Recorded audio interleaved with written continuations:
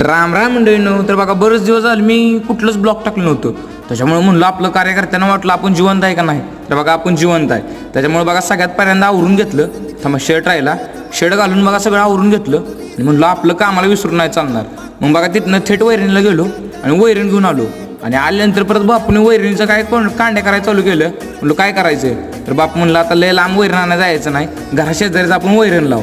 त्याच्यामुळे बघा हाती घासाच्या अशा कांड्या लावून घेतल्या आणि त्याच्यानंतर मग फ्रेश होऊन म्हणलं जरा बाहेर जावं ताच्या दुकानात. तर आपली बघा भाऊकीतली दोघं कार्यकर्ते इथंच थांबली होती. म्हणलं नक्की काय काम आहे यांचं काय माहीत. म्हणलं आपण पेपर वाचाय घेऊ.